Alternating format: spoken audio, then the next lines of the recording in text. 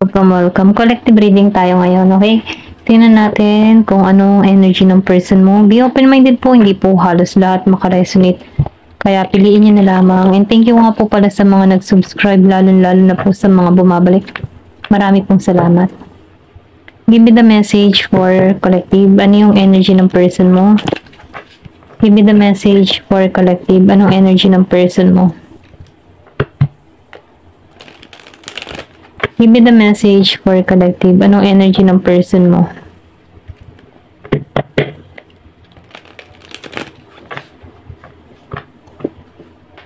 Give me the message for collective. Anong energy ng person mo?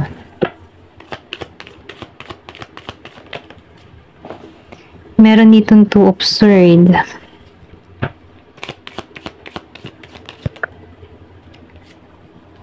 Hermit reverse. The moon. Ano yung energy ng person mo? Ace of swords, upright.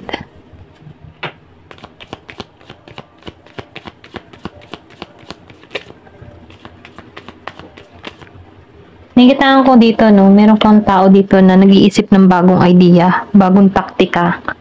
Ito na yung nakikita ko dito, okay? Gusto itong mapagtagumpayan to, no? Kung wala kayong usap dito or kumbaga no, malaki yung atraso ng tao na to sa'yo, gusto nito magtagumpay dito, okay? Gusto nitong malampasan tong pagsubok na kinakarap niya dito. Nakikitaan ko dito, ayaw nitong tanggapin yung katotohanan na wala ka na, okay? Kumbaga, nag-iisip to ng yung bagang tipo na tinuruan mo tong tao nito na ma-realize niya yung pagkakamali niya dito. Ganon. Then, nakikitaan ko rin dito, no, na ayaw nitong tanggapin yung katotohanan. Okay? Ngayon yung nare-realize yun. Okay? Ito lang nafe-feel ko. Pero ganun pa man, ano, meron ditong tao na na-stuck sa isang sitwasyon. Meron kang person dito na Gemini, Aquarius, and Libra. Meron Virgo, Pisces. Ayan. Ito pa lang yung nakikita ko. So, nakikitaan ko dito, no, meron ditong naganap na panluloko. Yung iba sa inyo, no, kumbaga, nakikitaan ko dito yung hindi ka naging aware dito before or hindi mo to napansin, tong mga red flag na to, okay? Kumbaga, maybe dahil bulag ka sa pagmamahal sa tao na to, hindi mo nakita yung mga sign na may something dito sa tao na to. Pero ganun pa man, nakikitaan ko dito na tinanggal to sa'yo, okay? Napagtagumpayan mo to, okay? And then nakikitaan ko rin dito pumapasok yung realization. Kumbaga, ikaw yung nagtulak sa tao nito para magbago, okay? And then nafe-feel ko din dito, no, ayaw nitong tanggapin ngayon yung katotohanan na umaalis ka na dito sa buhay niya or wala ka na. Naka-stuck siya sa isang sitwasyon or na-stuck siya, okay? Kumbaga, no, naiwan siya doon. Ito lang nafe-feel ko. Pero ganun pa man, no, itong tao mo, nakakaramdam to ng lungkot sa kanyang sarili kasi hindi niya na nakikita yung saya, okay? Pwede rin sabihin na na-disappoint ka dito, okay? So, itong tao nito, hindi niya makita yung tamang daan, okay? Kumbaga, nawawala siya. Kumbaga, kulang siya sa advice, kulang siya sa payo ng magulang or kaanak, ano? Kumbaga, nawawalan siya. Hindi niya makita kung paano ang pagtungo sa'yo or paano diskarte yung patungo sa'yo. Kasi itong tao nito, hindi niya makita na fit siya sa'yo, okay? Pwede rin sabihin na merong kaibahan sa inyo, pwede rin sa pananaw or sa pag-uugali. Kaya itong tao na ito, no, nalilito or naliligaw siya. Okay? Ito lang nakita ko. Kumbaga, maybe, nung kayo nagsasama dito, ikaw yung nagbibigay ng positive para rito, or pwede rin sabihin, ikaw yung nagbibigay or nag-a-adjust para rito. Pero meron dito ako nakikitang pangyayari na kung saan, ano, na-disappoint ka sa tao na to, kung bakit umalis ka dito. Then, nakikita ko rin dito, no, so meron ditong disaster. Meron ditong umiwas sa kaguluhan or pwede rin sabihin, hanggat maaari iniiwasan yung kaguluhan. Pwede rin may mga nilihim siya dito sa'yo na kung saan na may nabunyag dito. Pero ganun pa man, ano, iniiwasan niya to na malaman mo yung katotohanan. Ito lang nakikita ko dito. Kasi natatakot siya sa napagdusahan yung mga ginawa niya, okay? I mean mayroon siyang nilihim dito, pero natatakot siya na matuklasan mo at mapagdusahan niya yung resulta ng ginawa niya sa'yo, okay? So, nakita ko rin dito, hindi pa to nagbabago dun sa iba, kumbaga, natatakot siya, okay? Natatakot siya sa pagbabago. Pero ganun pa man, nakikita ko dito na meron dito, pagkilos. Ito lang nakikita ko. Kumbaga, itong tao nito, hindi niya tinatanggap yung pangyayari. Kaya itong tao nito, may pagkilos. Okay, ito lang nakikita ko. Meron ditong tutungo sa iyo. Yung iba sa inyo, hindi na to patient. Okay, gusto na nitong magmadali na tumungo sa iyo dito. Kumbaga, diretso to. Meron ditong year of the horse and year of the dog. Ayan. So, nakita ko dito, meron ditong kikilos sa'yo, nagpaplano to, okay? Kumbaga, bago to tumungo sa'yo, bago to umaksyon sa'yo, nagpaplano to. Meron ditong Virgo, Capricorn, Taurus. Kumbaga, gusto nito ayusin. May pagka-practical tong tao nito. Practical lang siya. Pero ganun pa man na nakikitaan ka ng tao nito na potential. May potential, okay? Kumbaga, yung tipong potential para maging matatag or yung tipo na hindi ka magloloko, okay? Kasi siya yung nagloko dito. Yung ba tipong siya yung nagloko dito, pero nahanap pa rin to ng matino, okay? Nakitaan ka niya ng ganun, matinong babae, matinong lalaki. Kahit alam niya sa sariling siya yung nagloko. Ayan, ito lang yung nakikita ko dito. So, nabibili ko dito, kahit meron siyang mga nilihim or meron kang nabulgar dito or meron kang nalaman dito, hindi siya madamot, okay? Hindi ka pinagdamutan ng tao nito. Ito lang yung nakikita ko. Kumbaga, pagdating sa'yo, mabigay siya. Ayan, ito lang yung nakikita ko. Give me the message. Ano pa yung mensahe?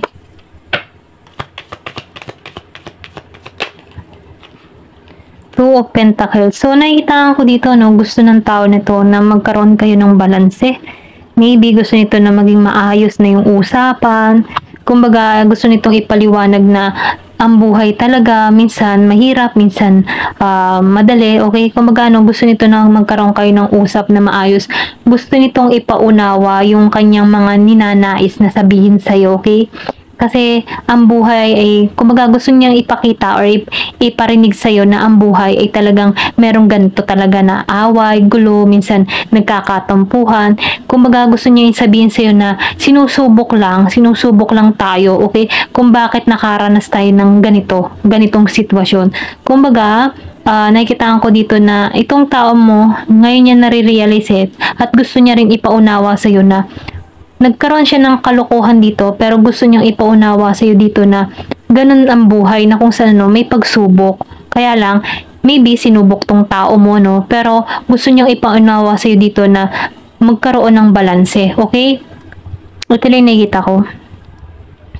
So, itong tao na ito, gusto nito ng pagbawi sa iyo, okay? Ngayon niya nare-realize dito na ikaw yung priorities ng tao na ito, okay?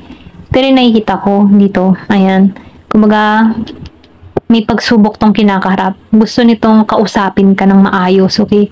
Na ganun, yung bagang malumani siya magsalita sa'yo, paunawa niya yung sitwasyon niya, ganun yung nakikita ko sa tao mo. Ayan. Meron ditong travel. Meron dito distance sa inyo, okay? Need ng travel. Barko or eroplano. Nasa ibang bansa, yung iba sa inyo, nasa ibang bansa yung person. Okay? Ayan, tumansik to. Strength. So, nakita ko dito, meron, alam mo yung tipo na meron siyang inner strength, pero may tapang siya. May tapang siya at lakas ng loob na humarap sa'yo. Kaya lang, nakikita ko dito na nakakaramdam din to ng ng intense, okay, sa'yo. Ito lang nakikita ko. May katapangan siya, pero nakakaramdam siya ng intense sa'yo, okay? Ito lang nakikita ko. Nakapokus to sa'yo. Ayan. Meron ditong infinity symbol. Pwede rin sabihin na love nyo pareho ang infinity symbol, okay? Or meron kayong mga promise sa bawat isa. Ayan. Ito lang nakikita ko dito. Give me the message.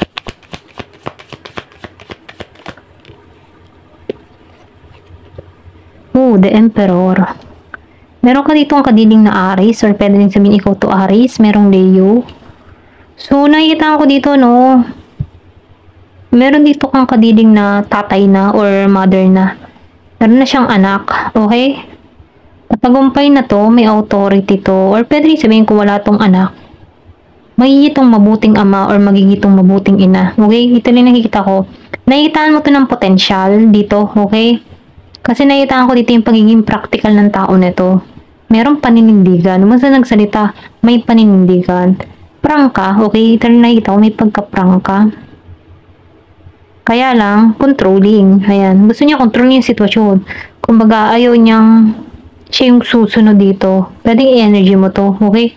Ito lang yung nakikita ko. Give me the message. Ooh, the devil. Capricorn energy. So, nakitaan ko dito, no? Meron ditong addiction. Meron kang person dito na may addiction. Pwede rin sabihin addiction, may kahiligan. Mahilig sa sex, mahilig sa alak, sa sigarilyo, sa sugal. Ayan, lahat na ng kahiligan sa kanya na. Okay, kung wala ka namang ganun, pumili ka na lang ng isang kahiligan niya. Okay, ito na nakikita ko. Kasi meron siyang kahiligan, pwedeng sa material na bagay, okay? And then, nakita ko rin dito, may pagkamaloko to. Yung bang tipo na magaling manipula, okay? Pwedeng na manipula ka ng tao nito. Magaling siya sa ganun. May strategy. Matalino. Pwede rin sabihin na linlang ka ng tao na to. Ito lang nakikita ko. Kung meron ka ditong kadiling na meron ng anak, okay? Nalinlang ka nito, okay? Pwede rin sabihin na may pagka-playful to eh. At may kahiligan. Okay? Ito lang nakikita ko. May kahiligan to. Ayan. Give me the message. Ano pa yung mensahe?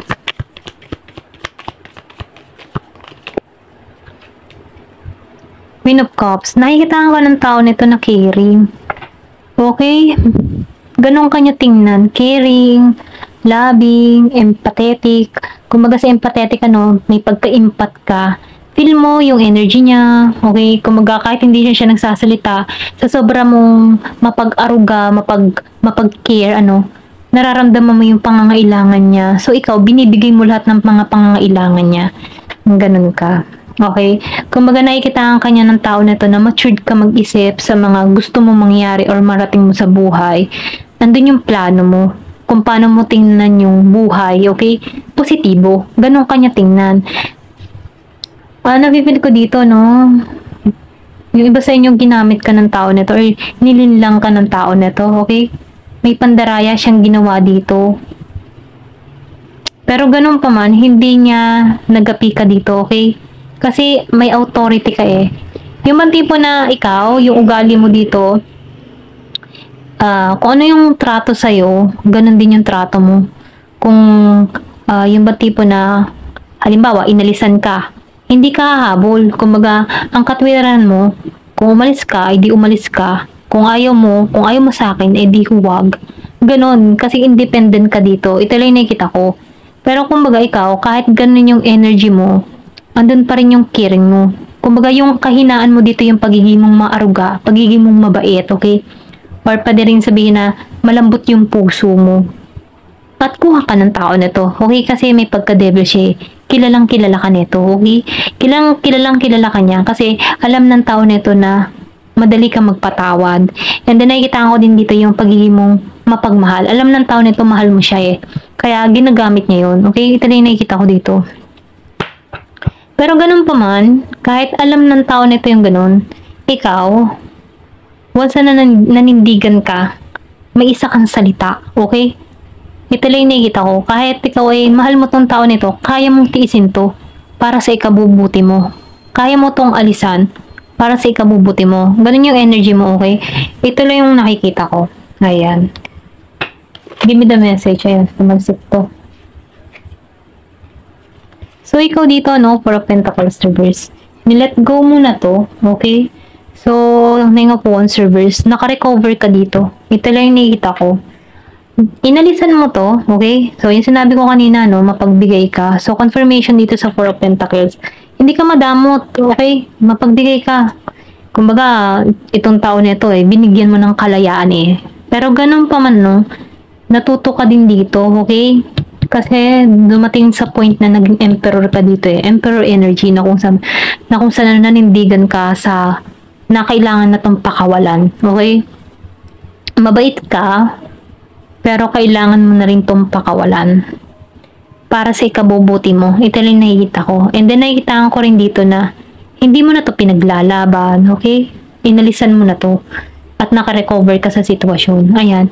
Ito lang yung nakikita ko, no? Kumbaga, nagiging kang matapang, kaharapin ng buhay, at inalisan mo to ng may dignidad, okay? May authority. Ayan. Ito lang yung nakikita ko. Ayan. Thank you for watching. Love and peace.